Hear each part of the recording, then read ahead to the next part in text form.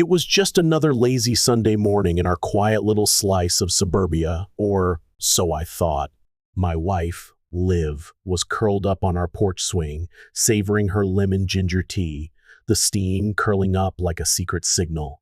I was sprawled on the couch, half-heartedly skimming the newspaper while sneaking glances at a squirrel waging war on our bird feeder. Can you believe the nerve of that furry bandit? Everything felt so normal, so peaceful, until a black van screeched to a halt right in front of our house, tires squealing like it was straight out of a Michael Bay blockbuster. Before I could even process what was happening, 3 burly guys in tactical vests leapt out, barking HOA compliance enforcement as they charged up our driveway like they owned the place. My heart stopped. HOA enforcement? What in the neighborhood hell was going on? They grabbed Liv right off the porch swing, dragging her across our pristine lawn, her tea mug still clutched in her hand like some kind of defiant trophy. I was frozen, my mind screaming, "This can't be real." But here's the part that sent shivers down my spine, the moment that turned my world upside down. Liv didn't scream, didn't thrash, didn't even flinch. She just turned her head, locked eyes with me, and get this, winked. A calm, deliberate wink, like she was in on some cosmic joke I hadn't been let in on. That's when it hit me like a ton of bricks. Who was this woman I'd married? What secrets had she been hiding behind those serene smiles and perfect heirloom tomatoes? Let's back up a bit, because you need to understand the kind of place we call home. Pine Grove Estates isn't just any neighborhood, it's the kind of meticulously manicured community where people bicker over whether mailboxes should be eggshell, white, or ivory, and bake sales are planned with the precision of a military operation. Can you imagine the chaos over a slightly off-color mailbox? Our local HOA, ruled with an iron fist by a woman named Karen, yes, her actual name, I swear, runs this place like her own personal fiefdom. Karen's the type who'd fine you $75 for porch clutter because our dog left a chew toy on the steps. True story. Another time, she had the audacity to demand we tone down our laughter levels at a backyard barbecue. Laughter levels? I'm not making this up. We always chalked it up to her being a power-hungry, busybody, irritating, sure, but nothing we couldn't handle with a few eye rolls and a glass of wine. Or so we thought. Liv, my incredible wife, always seemed unfazed by Karen's antics. She just shrugged them off, her calm demeanor like a soothing balm on my frazzled nerves. Liv's the kind of woman who could coax heirloom tomatoes from our garden like she was born with dirt under her nails, her green thumb a quiet kind of magic. She ran a yoga class for the neighbors, her voice guiding everyone into Zine while she somehow fixed their glitchy smartphones in under 2 minutes flat. Isn't that wild? She'd laugh off her mysterious past, calling it just boring office jobs, but there was always this twinkle in her eye, like she knew something the rest of us didn't.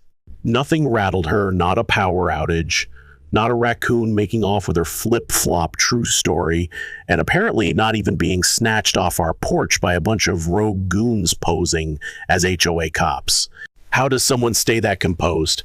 I was about to find out. The moment that van's door slammed shut and it peeled out, my heart was racing like I'd just run a marathon. Panic mode, fully activated. I fumbled for my phone and dialed 911, my voice shaking as I tried to explain that my wife had just been kidnapped by, get this, HOA enforcement officers. The dispatcher listened calmly, but when I mentioned those words, her tone shifted, like she'd just heard something she wasn't supposed to. "Sir," she said, her voice cautious, "we've had reports of impersonators operating in your area. Stay where you are." Impersonators? My mind was spinning. What does that even mean? I snapped, my voice cracking with fear. "Don't follow them, and don't touch anything," she replied firmly.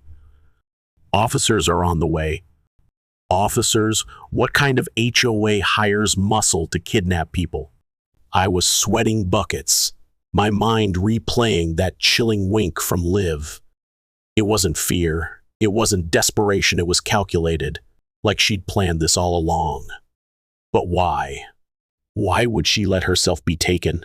I stumbled back inside, my legs like jelly, and grabbed my phone to call Liv. Straight to voicemail. Ugh. I texted her, my fingers fumbling. Liv, are you okay? What's happening? Nothing. Radio silence. My panic was spiraling when I noticed a tiny blinking light on our smart home hub, tucked away in the corner of the living room. A notification I'd never seen before, glowing ominously. Pine Protocol activated. Pine Protocol? What the heck was that? My curiosity got the better of me, and I tapped it. Suddenly, a low hum filled the room, and holy cow, a hidden panel slid open behind the bookshelf in our study. I jumped back so fast I nearly threw out my back. Was this some kind of spy movie? Inside the panel was a sleek steel case, its biometric lock already disengaged, like it was waiting for me. My hands were trembling as I opened it, revealing a slim laptop, a small black phone, and a folded envelope with my name scrawled in Liv's familiar handwriting. My heart pounded. Liv, what have you gotten us into? I tore open the envelope, my fingers shaking so badly I nearly ripped the paper. The letter began, "If you're reading this, I've been taken. Don't panic. This is part of the plan." Part of the plan? What plan? I wasn't even in on it. My head was spinning as I read on. I know this will be a shock, but I work for the CIA. Technically, I was retired, but Pine Grove is part of an ongoing investigation. The HOA is involved in something bigger than you can imagine. I'll explain everything soon, but for now, trust no one, especially Karen. CIA, my wife, my sweet tomato-growing, yoga-teaching Liv was a freaking CIA agent? I dropped the letter, my knees buckling under me. This was insane. Two earth-shattering truths hit me at once. Liv was a secret agent, and our annoying HOA wasn't just a bunch of nosy neighbors, it was a front for something sinister. What had I stumbled into? I stumbled over to the laptop, my hands still shaking, and powered it on. It sprang to life instantly, no password needed, booting straight into a secure CIA portal. A CIA portal, in our house! The screen flickered, and I swear it scanned my face. Facial recognition, keyed to me. A file popped open on its own, labeled Operation HOA Net. Okay, who comes up with these code names? I clicked through, my heart racing, and found a treasure trove of secrets, surveillance videos of our neighborhood, maps dotted with red pins, and dossiers on every HOA board member. Karen's file was the thickest, a virtual novel of shady financial transactions, travel logs to sketchy international hotspots, and a bizarre invoice for a private enforcement contractor. Those had to be the fake cops who took Liv. I dug deeper and discovered that these so-called HOA compliance officers were actually mercenaries from a shady security group in Nevada. Their website looked legit, but come on, no client reviews, no contact info. Total red flag. Then I spotted another file on the desktop. Contingency plan, suburban lockdown. Suburban lockdown? That sounded like something out of a dystopian novel. I clicked it, and a live satellite feed filled the screen, zoomed in on our neighborhood. My jaw dropped as I watched the black van turn down a wooded access road behind the HOA clubhouse, a road they'd conveniently closed off for renovations last month. Renovations, my foot. I grabbed the black phone, my hands sweaty, and followed Liv's instructions from the letter. Call this number if anything goes wrong. I dialed, my heart in my throat. It rang once, and a voice answered, "Mr. Granger?" The first nearly dropped the phone. Yes? Who's this? I stammered. This is Mallory. I'm with Liv's unit. She's safe for now. We've been tracking her. I'll send help. Wait, what the hell is going on? I practically shouted. Why is the HOA kidnapping people? Mallory's voice turned grim. They're not just an HOA. Karen isn't who she says she is. She's under deep surveillance for laundering money through suburban developments and might be tied to a foreign influence ring. Your wife volunteered to go undercover here. This whole community is a front. A front? Our perfect little neighborhood? I could barely speak, my mouth dry as a desert. What do? I croaked. Stay put, Mallory said firmly. Backup's on the way. And whatever you do, don't let anyone from the HOA near your house. Then she hung up, leaving me staring at the phone, my mind a whirlwind of fear and disbelief. I turned slowly, my heart pounding, and there she was, Karen, standing on my front lawn like she owned the place, her hands clasped politely, her smile sharp as a shark's. Two of her fake officers loomed behind her, the same ones who'd taken Liv. Mr. Granger, she called, her voice dripping with fake sweetness. We need to talk about your wife's recent violations. Violations? My blood ran cold. This wasn't about porch clutter anymore. This was war. I didn't move, didn't even breathe, my eyes locked on Karen as she stood there in her signature lavender blouse, clutching an HOA binder like it was the freaking Constitution. Her goons adjusted their knockoff tactical gear, trying to look intimidating, but I couldn't help noticing their patches were crooked, and one had a Nerf dart stuck to his boot. Seriously? It would have been hilarious if I wasn't convinced they were armed to the teeth. My mind was racing, Liv's wink replaying like a haunting melody. What was she planning? I forced a shaky smile and waved from the window, playing the part of the clueless husband whose wife wasn't being held in some suburban bunker. Karen gave me a tight nod, her eyes glinting with suspicion, then thank God turned and walked away, her fake cops trailing her like a bad cosplay crew. The second they were out of sight, I bolted to the door, locking it with a satisfying click, and yanked the blinds shut. My heart was pounding so hard I thought it might burst. This was no ordinary Sunday anymore. My wife was a CIA agent. Our HOA was a criminal front, and I was caught in the middle of a suburban conspiracy that felt like it belonged in a spy thriller. What had Liv dragged me into, and how was I going to get her back? My heart was pounding like a drum as I stumbled back into the house, my mind a chaotic swirl of fear and disbelief. Liv had just been dragged off our porch by fake HOA goons. I fumbled for my phone, hands shaking so badly I nearly dropped it, and dialed her number, praying she'd pick up. Straight to voicemail. No. I sent a frantic text to Liv. Are you okay? What's happening? And waited, staring at the screen, willing it to light up with her reply. Nothing.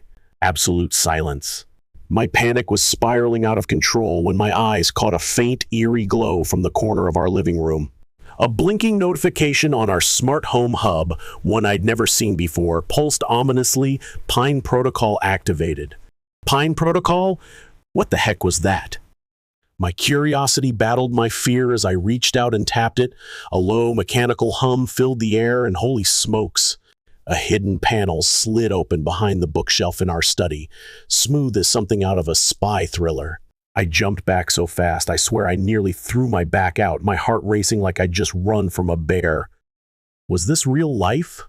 Inside the panel was a sleek steel case, its biometric lock already disengaged, like it had been waiting for me all along. My breath caught as I opened it, revealing a slim laptop, a small black phone, and a folded envelope with my name scrawled in Liv's familiar, elegant handwriting. Liv, what have you done?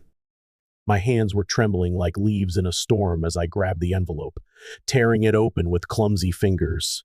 The letter began, "If you're reading this, I've been taken. Don't panic. This is part of the plan." Part of the plan? What plan? I wasn't even in on it. My mind was reeling, my stomach churning with dread as I read on. I know this will be a shock, but I work for the CIA. Technically, I was retired. But Pine Grove is part of an ongoing investigation. The HOA is involved in something bigger than you can imagine. I'll explain everything soon, but for now, trust no one, especially Karen. CIA? My Liv? My sweet yoga teaching, tomato growing wife was a freaking CIA agent? I dropped the letter, my knees buckling like they were made of jelly. This was insane. Two mind-blowing truths crashed over me like a tidal wave. Liv was a secret agent, and our annoying HOA, with its petty fines and clipboard tyrants, was a front for something dark and dangerous. What kind of nightmare had I stumbled into? I staggered to the laptop, my heart still hammering, and powered it on with trembling fingers. It sprang to life instantly, no password, no delay, booting straight into a secure CIA portal. A CIA portal. In our cozy suburban home. The screen flickered, and I swear it scanned my face, facial recognition. Keyed to me. How was this happening? A file popped open on its own, labeled Operation HOA Net. Okay, who comes up with these ridiculous code names? My curiosity won out over my panic, and I clicked through, my eyes wide as I uncovered a treasure trove of secrets, grainy surveillance videos of our neighborhood, maps dotted with ominous red pins, and detailed dossiers on every HOA board member. Karen's file was a monster, pages upon pages of shady financial transactions, travel logs to sketchy international locales, and a bizarre invoice for a private enforcement contractor. Those had to be the fake cops who snatched Liv. I dug deeper, my pulse racing, and discovered that these so-called HOA compliance officers were actually mercenaries from a shadowy security group based in Nevada. Their website looked polished, but come on, no client reviews, no contact info. That's a cover if I ever saw one. Then I spotted another file on the desktop. Contingency plan, suburban lockdown. Suburban lockdown? That sounded like something out of a dystopian movie. I clicked it, and a live satellite feed filled the screen, zoomed in on our quiet little neighborhood. My jaw dropped as I watched the black van, the one that took Liv, turned down a wooded access road behind the HOA clubhouse, a road they'd conveniently closed off for renovations last month. Renovations. Yeah, right. My hands were sweaty as I grabbed the black phone, following Liv's instructions from the letter. Call this number if anything goes wrong. I dialed, my heart in my throat, every ring feeling like an eternity. It rang once, and a calm voice answered, "Mr. Granger." I nearly jumped out of my skin. Yes? Who's this? I stammered, my voice shaking. This is Mallory. I'm with Liv's unit. She's safe for now. We've been tracking her. I'll send help. Wait, what the hell is going on? I practically shouted, my fear boiling over. Why is the HOA kidnapping people? Mallory's voice turned dark, almost chilling. They're not just an HOA. Karen isn't who she says she is. She's under deep surveillance for laundering money through suburban developments and might be tied to a foreign influence ring. Your wife volunteered to go undercover here. This whole community is a front. A front? Our perfect picket fence neighborhood? My mouth was so dry I could barely form words. What do? I croaked, feeling utterly helpless. Stay put, Mallory said firmly. Backup's on the way, and whatever you do, don't let anyone from the HOA near your house. Then she hung up, leaving me staring at the phone, my mind a whirlwind of terror and confusion. A foreign influence ring? In Pine Grove? How was this my life? I turned slowly, my heart pounding like a jackhammer, and there she was, Karen, standing on my front lawn like she owned the whole damn neighborhood. Her hands were clasped politely, but her smile was pure predator, sharp as a shark's. Two of her fake officers loomed behind her, the same ones who'd taken Liv, their presence like a dark cloud. Mr. Granger, she called, her voice dripping with fake sweetness. We need to talk about your wife's recent violations. Violations? My blood ran cold. This wasn't about porch clutter or dog toys, this was war. I didn't move, didn't even breathe. My eyes locked on Karen as she stood there in her signature lavender blouse. clutching an HOA binder like it was the Constitution itself. Her goons adjusted their knockoff tactical gear, trying to look intimidating, but I couldn't help noticing their patches were crooked, and one had a Nerf dart stuck to his boot. Seriously? It would have been laughable if I wasn't convinced they were armed to the teeth. My mind was racing, Liv's chilling wink replaying like a haunting loop. What was she planning? I forced a shaky smile and waved from the window, playing the part of the clueless husband whose wife wasn't being held in some suburban dungeon. Karen gave me a tight nod, her eyes glinting with suspicion, then thank God turned and walked away, her fake cops trailing her like a bad cosplay crew. The second they were out of sight, I bolted to the door, locking it with a satisfying click, and yanked every blind shut, my hands trembling like I just escaped a horror movie. My brain was on fire, my thoughts a jumbled mess as I paced back and forth, clutching Liv's letter like it held the key to everything. CIA! Karen tied to foreign influence. Our quiet little neighborhood a front for a laundering operation. And Liv, my lemon ginger tea drinking, yoga loving, Liv wasn't just caught in the middle. She was running the whole show undercover like some kind of suburban Jason Bourne with impeccable manners. How had I missed this? I returned to the hidden terminal, my heart still racing, and scrolled through the files again, desperate for answers.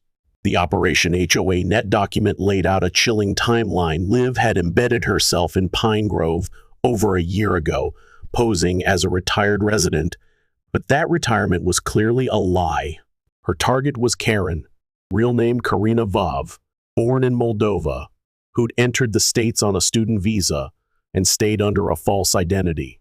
She'd wormed her way into HOAs across the country, each time following the same playbook: seize power, impose draconian rules, and funnel money through fake fines and shell contractor invoices. The money trail was a labyrinth, snaking from our HOA dues to non-existent landscaping companies, then vanishing into offshore accounts. I couldn't believe it. Our hard-earned money, meant for pool maintenance and community events, was funding international crime.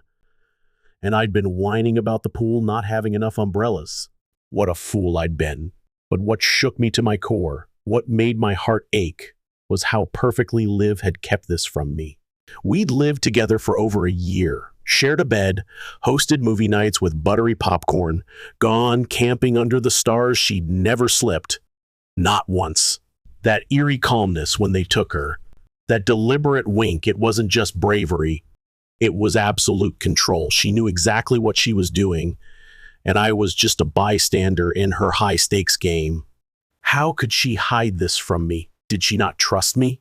The thought stung, but I pushed it aside, focusing on the mission at hand. The black phone buzzed, jolting me out of my thoughts. A new message from the secure line. Help is in the neighborhood. Don't engage unless you're forced. Look for signs they're watching too. My pulse quickened. Watching? Who? I crept onto the back porch, scanning the yard with wide eyes. Everything looked so normal: a few chirping birds, our old hammock swaying gently in the breeze. But then I noticed something odd. Our neighbor, Miss S. Jensen, was watering her plants in a strange, repetitive pattern. The same bush, then the next, then circling back. That wasn't gardening! That was a signal! My heart leapt. Was she in on this too? I waved cautiously, my hand trembling. She made a quick, subtle hand gesture and slipped back inside, leaving me stunned. What was happening to my world? That night, fueled by too much caffeine and a desperate need to save Liv, I snuck over to Miss S. Jensen's house under the cover of darkness, my nerves frayed like old wires. She opened the door the instant I reached the steps, like she'd been watching for me. Get in, she hissed. They're sweeping the neighborhood again in 10 minutes. I slipped inside, my eyes widening at the sight before me. Her home looked normal, cozy furniture. Framed photos, but only if you ignored the floor-to-ceiling screens showing live feeds of our entire block. A desk cluttered with encrypted radios, and a file drawer labeled Operation Suburbia, Phase 2. Was this a CIA safe house? I whispered, my voice barely audible. She smirked, her eyes glinting with mischief. I'm part of Liv's unit. Codename Shrubbery. Don't laugh, we all picked plant names. I didn't laugh, I was too shocked. She knew this might happen, Shrubbery continued, that they'd try something bold before we got full authorization. So when they grabbed her, we activated the fail-safe. You were step one. Me? I squeaked. Why me? Because you're the only one she trusted to stay unpredictable. We needed chaos to cover the extraction. You're the wild card? Wild card? Me. I felt like a guy who'd just discovered his neighbors were federal agents and his wife had been lying to him while baking perfect granola. Shrubbery laid out the plan, her voice calm but urgent. The van had taken Liv to the HOA clubhouse, which had a secret basement disguised as a storm shelter. Liv had let herself be taken because she'd planted a GPS beacon in her sandal genius. Her team was tracking her, but they needed someone to disable the clubhouse's security grid, which Liv had secretly wired into our home system when she installed our smart upgrades. She'd always said she was just into tech. She is, Shrubbery grinned. She just didn't tell you it was for counterintelligence. Counterintelligence? My wife? I was dizzy with disbelief. I agreed to help, my love for Liv overpowering my fear. I couldn't just sit around sipping chamomile while she faced rogue HOA mercenaries. Shrubbery handed me a flash drive loaded with a deactivation virus and clear instructions. Plug it into the security uplink hidden in the shed behind the clubhouse. Easy, right? Except that shed was where Karen's goons hung out, smoking their cheap cigars and looking like they shopped at a tactical diaper bag clearance sale. The next morning, I played it cool, taking out the trash and waving at Karen like nothing was wrong. She stared me down like a lion eyeing its prey, but didn't approach, thank God. I waited until late afternoon when the guards wandered off for what looked like a long taco break, then sprinted across the alley, ducking behind a hedge, my heart pounding so loud I was sure they'd hear it. The shed door was locked, but Liv had taught me how to pick basic locks one night over wine and old spy movies. I'd thought it was a cute date night activity. Now I realized it was training. How had I been so blind? I slipped inside, my breath shallow, and found the uplink panel hidden under a fake lawnmower. My hands shook as I jammed the flash drive in, waiting for the light to turn green. When it did, I bolted, adrenaline surging, praying no one had seen me. Liv was counting on me, and I wasn't going to let her down, not now, not ever. My heart was still racing from the adrenaline of sneaking into that shed, my hands trembling as I fumbled with the uplink panel hidden beneath a fake lawnmower. Can you believe they hid it under something so obvious? I jammed the flash drive in, my breath hitching as I waited for the light to turn green, every second feeling like an eternity.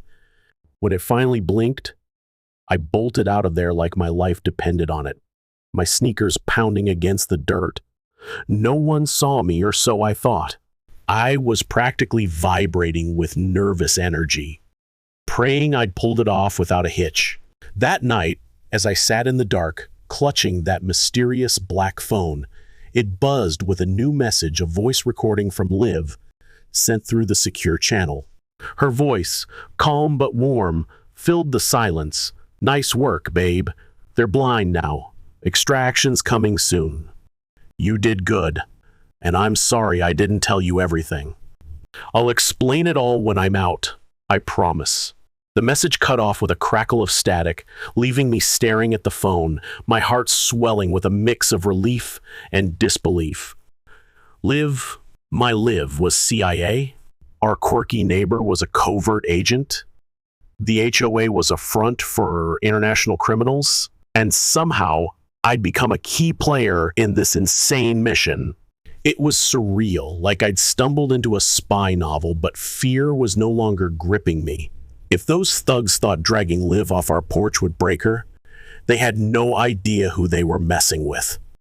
And if they dared come for me, well, let's just say those smart sprinklers I'd rigged were ready to unleash a few surprises.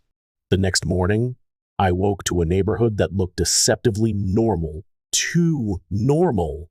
Kids zoomed by on scooters, someone's dog yapped at a mailbox, and the air carried that familiar scent of freshly cut grass mixed with unspoken suburban drama. But I knew the truth now, and it was like seeing the world through a new lens. Every garden gnome, every fake rock, every for sale sign, could they be hiding cameras? The HOA clubhouse, with its bland stucco walls and cheerful pastel banners, looked like a community center straight out of a postcard, but that was the genius of it. Who'd ever suspect a place hosting bingo nights and potlucks was a cover for an international money laundering ring? My mind was spinning. How had I been so blind to this? After my heart-pounding success disabling the security grid, another message came through from Shrubbery. Yes, that's really her code name. The operation was officially greenlit, and Liv's extraction was set for that evening. But here's the kicker, I had a new role.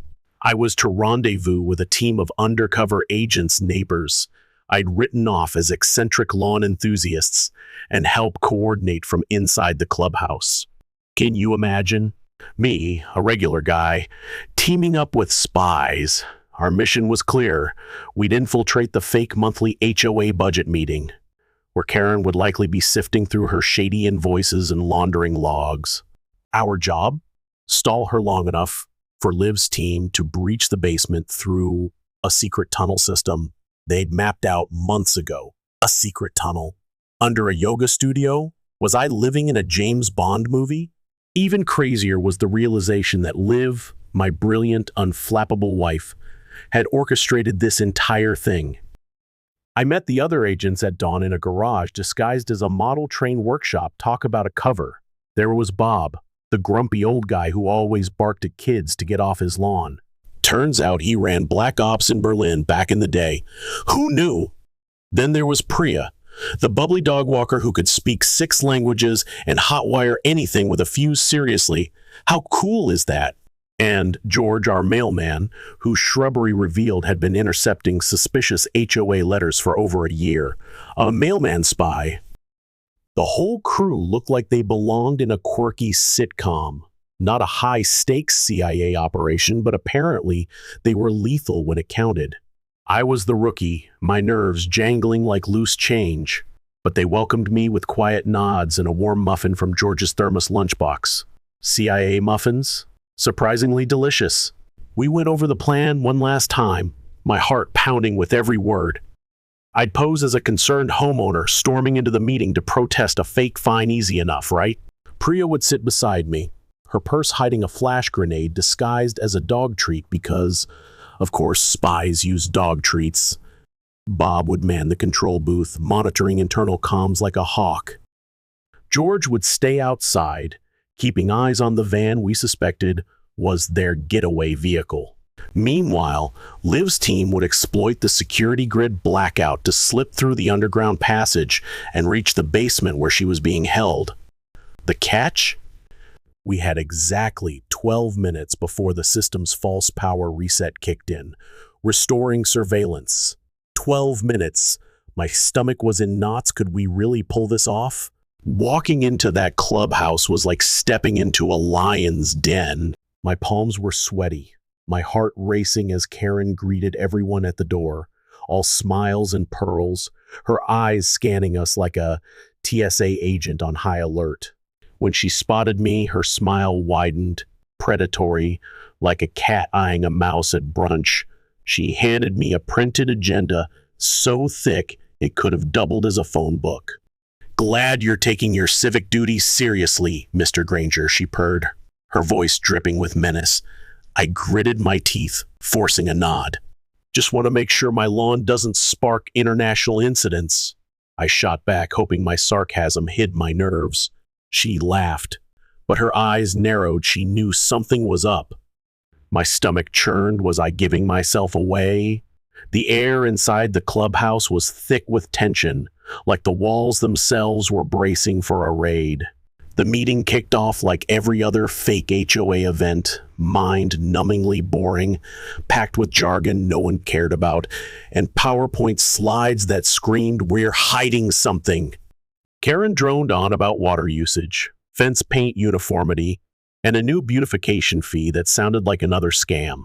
My heart was pounding, but I raised my hand, my voice steady despite the butterflies in my stomach. Why's the clubhouse budget got a $14,000 line item for advanced noise management equipment?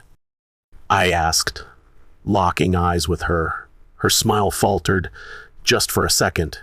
That's for, community concert support, she lied, her voice too smooth. In the basement? I pressed, my tone sharp. That's when I saw a flicker of recognition in her eyes. She knew I knew, but instead of panicking, she adjusted, her calm demeanor chilling me to the bone. How was she so composed? Just then, Priya accidentally dropped her purse, the clatter echoing in the tense room. As she bent down, her eyes met mine, a silent signal we were at the 8-minute mark. Liv's team had to be close. My heart leapt, but before I could process it, a loud buzzing noise cut through the air. Bob's interference plan, no doubt. Knocking out the clubhouse Wi-Fi. Karen stiffened, her facade cracking. "This meeting is adjourned," she snapped, gathering her papers in a rush. "Too soon." She made a beeline for the side door, but I stepped in front of it, my heart pounding like a drum. "Leaving so soon?" I asked, forcing a casual tone despite the adrenaline surging through me. "You're obstructing HOA procedure," she hissed, her voice dangerously calm. I took a deep breath, my fear giving way to defiance. "And you're laundering money through Dead Lawn Services, Karina VOV." Her face dropped. The mask shattered. That was it. She knew the game was up. She signaled her men, 2 goons disguised as minutes takers who moved like lightning, pulling pistols from their briefcases. My heart stopped guns. Before they could aim, Priya flung her dog treat bag across the floor. It exploded in a blinding flash of white and blue light, and chaos erupted. People screamed, chairs toppled, and Karen bolted for the emergency exit. But George, our mailman turned sniper, was one step ahead, remotely locking the fire door with a click that echoed like victory. She was trapped. And then, like something out of an action movie, a trapdoor on the stage floor popped open, and Liv rose from it, covered in dirt, breathing hard, and gripping a stun baton like a warrior queen. "Did you miss me?" she said to Karen, her voice cool but laced with fury. My heart soared. "Liv." Karen lunged, desperation in her eyes, but Liv was faster, dropping her with a quick jolt from the baton and a leg sweep that could have impressed a UFC champ. The remaining HOA thugs either surrendered or ran straight into George's net traps outside. Yes, net traps. Within minutes, federal agents disguised as local landscapers stormed in, their movements precise as they secured the scene. The real police arrived later, but only after the CIA had grabbed what they needed. It was over. Karen was cuffed, finally speechless, as Liv stood over her, unshaken. "You should have stuck to fines about garbage bins," she said, her voice dripping with disdain. The aftermath was a blur. Residents peeked from their homes, whispering as Karen and her fake team were loaded into black SUVs. No one knew the full story, only that the HOA had imploded. The official report? Embezzlement and impersonation charges. The real truth? A CIA-led extraction that went off with just a bit of smoke and one sprained ankle. Can you believe it? That night, Liv and I sat on our porch swing, the familiar creak grounding me after days of chaos. She looked at me with those calm, knowing eyes, and my heart ached with love and lingering questions. "I should have told you," she said softly, her voice heavy with regret. "You did," I replied, managing a smile, "in your own weird spy wife way." She laughed, a sound so pure it felt like a promise of normalcy. For the first time in days, I thought we might be okay until the next morning, when the new HOA president showed up at our door, wearing aviators and clutching a clipboard like a weapon. This guy, Ted, was straight out of a corporate catalog boat shoes, khakis so crisp they could have been ironed by NASA, and a polo with a tiny HOA logo embroidered over his heart like a badge of honor. He introduced himself as the interim HOA president, appointed by upper HOA management. Upper management? For an HOA? Was this a Fortune 500 company or a suburban dictatorship? His smile was practiced too perfect, and I knew instantly he wasn't here to measure fence heights. He was here to size up the wreckage of Karen's dark operation. Liv stood behind me, her presence steady as Ted explained that the HOA board was restructuring and reevaluating community standards innocent enough, until he added, particularly concerning homeowner surveillance and protocol adherence. Surveillance? My blood ran cold. That was the giveaway. Ted wasn't a fresh face. He was a new pawn in the same corrupt game. As soon as he left, Liv pulled me inside, her eyes sharp. Our house, still wired from our earlier defenses, had picked up a brief radio transmission, while Ted was on our porch encrypted, short, and definitely not from the local police. Shrubbery decoded it in 10 minutes, confirming our worst fears. Ted wasn't HOA, he was private sector, sent by a shell company exposed in Karen's takedown. Someone high up still wanted Pine Grove, and they weren't just after control, they wanted revenge. That night, Liv called an emergency meeting, but not with her CIA team, with the actual neighborhood residents. These were the folks who'd endured skyrocketing HOA fines, gotten letters about grass shade mismatches, and lived in fear of Karen's clipboard cult. Liv's cover was blown, so she decided it was time to let them in on a version of the truth. We gathered in our backyard, under string lights that doubled as surveillance sensors because, of course, they did. About 20 neighbors showed up, from all walks of life, their faces a mix of curiosity and suspicion. Liv stood on the porch, her voice steady as she laid out the cleaned-up story. The HOA was corrupt, the new guy was bad news, and if we didn't fight back, we'd be right back under their thumb. My heart swelled with pride. She was incredible. But would the neighbors believe her? Could we rally them for one last stand? My heart was still pounding from the whirlwind of the past few days as we gathered in our backyard, the soft glow of string lights casting a warm ambiance over the scene. But don't be fooled, those lights weren't just for charm. Liv had rigged them with motion sensors and signal boosters, a secret I'd only just learned. Can you believe it? About 20 neighbors showed up, a mix of familiar faces and quiet folks who'd kept to themselves until now, all standing under the stars, their eyes wide with curiosity. Liv stepped onto the porch, her presence commanding yet calm, and my heart swelled with pride. She was incredible. She laid out the cleaned-up version of the truth.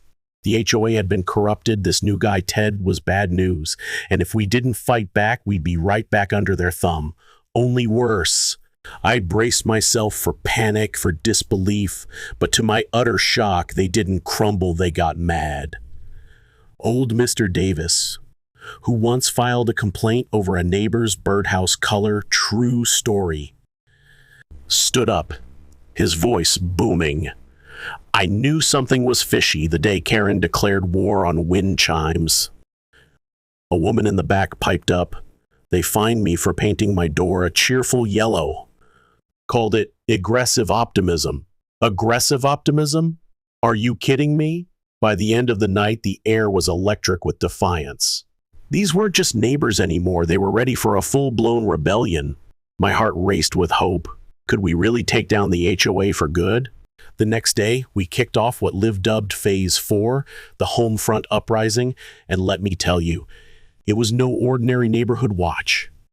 It felt like we were gearing up for a military operation, but with a suburban twist. Residents transformed their yards into sneaky fortresses. How's that for community spirit?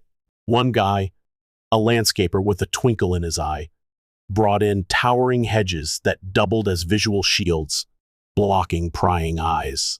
And ItWiz rerouted the clubhouse Wi-Fi to loop fake videos of peaceful meetings. A brilliant decoy in case anyone was still spying remotely. Shrubbery. Yes, that's her code name. Loaned out infrared sensors disguised as garden lights, blending seamlessly with the petunias. Even the kids got in on the action. setting up lookouts and relaying coded messages via their walkie-talkies like mini secret agents. We masked it all as a block party for any outsiders watching grill smoke wafted through the air, lawn chairs sprouted like mushrooms, and music blared, but beneath the festive veneer, it was pure strategy. If Ted or his cronies made a move, we'd know in a heartbeat. My nerves were buzzing. Could we really pull this off? Then came the HOA board reinstatement ceremony, and oh boy, Ted thought he was so slick. He planned a formal event in the clubhouse to reunify the community, sending out embossed invitations like he was hosting a royal gala. Can you imagine the nerve? Most folks RSVP'd yes, but that was all part of our plan. The day of the ceremony, the neighborhood transformed into a vibrant festival, everyone in their Sunday best. Tables groaning with homemade dishes, kids darting between rose bushes playing tag. But don't be fooled, every single person had a role. Hidden in purses, jackets, even lemonade stands were tiny surprises. Liv, my genius wife, had rigged anniversary lanterns to release a UV detectable powder when opened, marking anyone who passed through with an invisible mist. The clubhouse door handles, lightly dusted with temporary ink that glowed under a specific wavelength, sneaky, right? And the peace day resistance. The podium microphone was a hot mic, wired straight to our private speakers scattered around the cul-de-sac. Ted had no idea what was coming. When Ted took the stage, his smirk was insufferable, his voice dripping with fake sincerity as he launched into a ridiculous preamble about order and integrity. My stomach churned. How could he stand there so smug? Mid-speech, he reached under the podium and tapped a button, thinking he was sending a silent signal to his goons. But Liv had outsmarted him.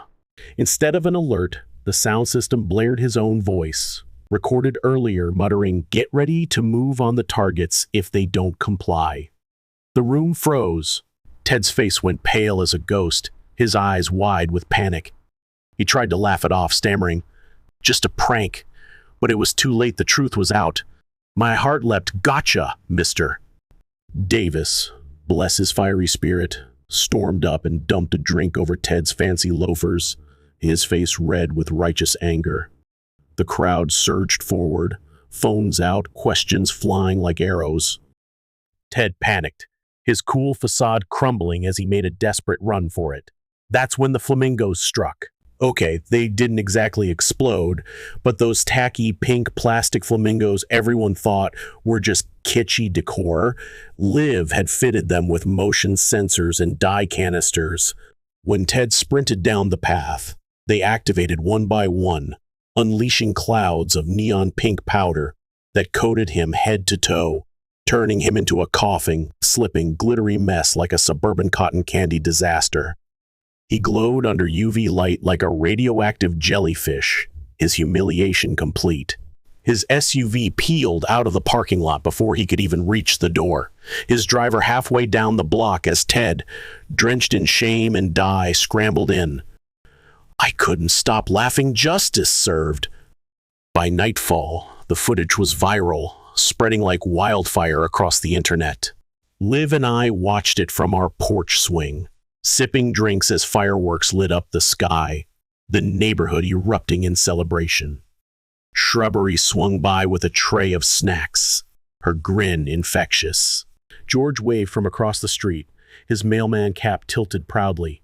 Even Bob cracked a smile. Liv swore it was rarer than a lunar eclipse.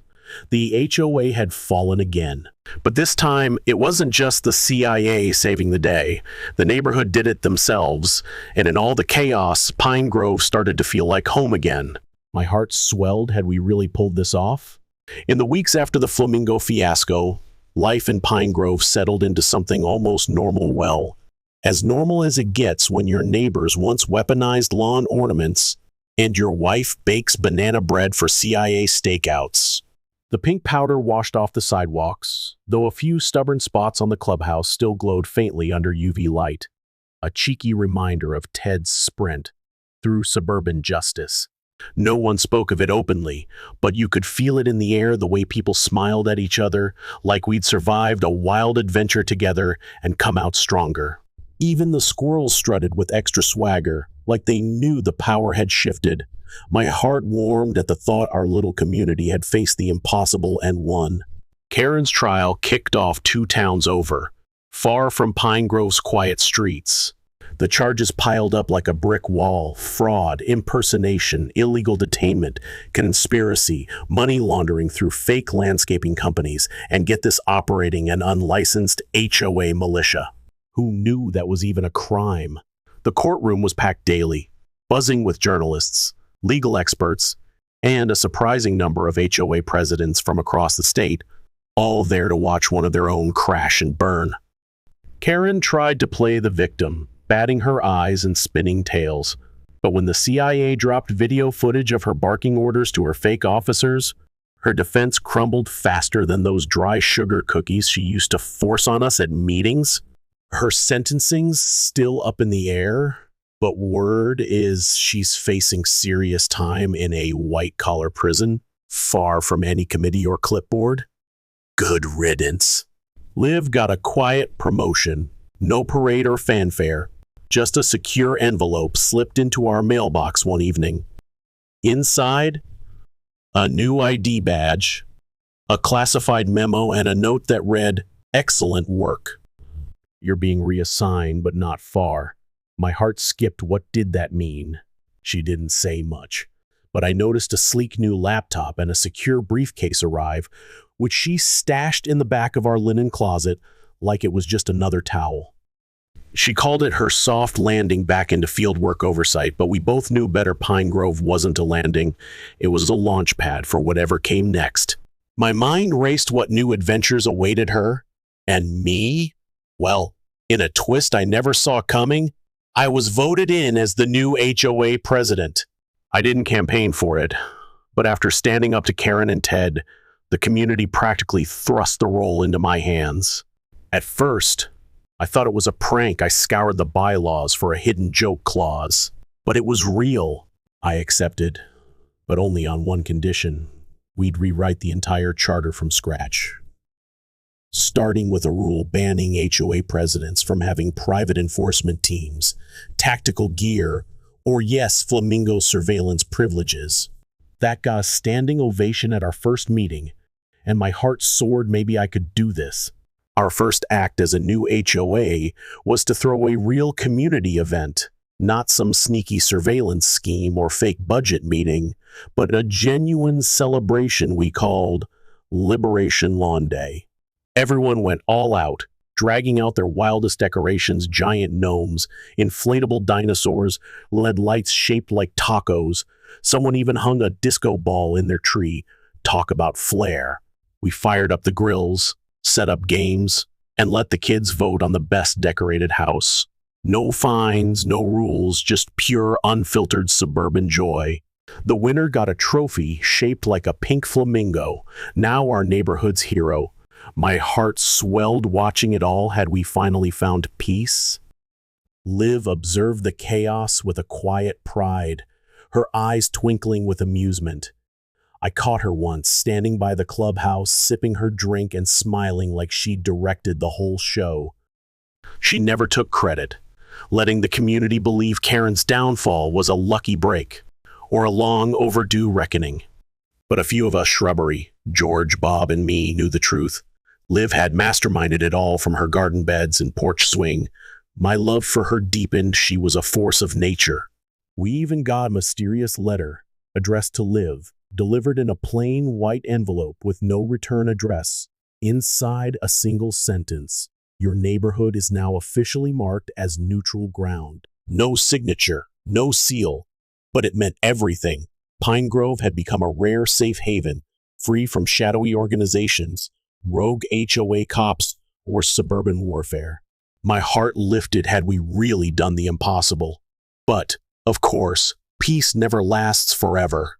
One sunny Saturday, about a month after our big celebration, a moving truck rumbled into the cul-de-sac. stopping at the house 2 doors down, the one that had sat empty since Karen's deputy, Ron, vanished mid-investigation. Out stepped a tall woman in mirrored aviators, black boots, and a trench coat in the middle of summer. She scanned the neighborhood like a hawk, then barked instructions to a mover in a language I couldn't place. My stomach twisted. Was trouble back? Liv watched from our kitchen window, her face unreadable.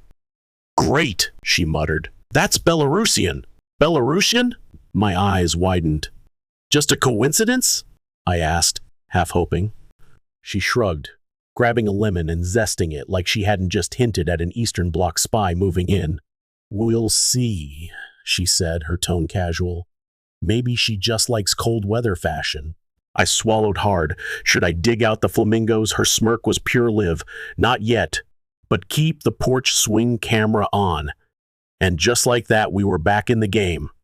No panic, no alarms, just a new chapter in the wild life we'd stumbled into. We weren't just a married couple anymore. We were a team, forged in the fire of a fake HOA coup, a rogue CIA op, 2 illegal arrests, and a dye-based assassination attempt. We'd survived it all, with a flamingo trophy on our mantle and a just-in-case file folder tucked away.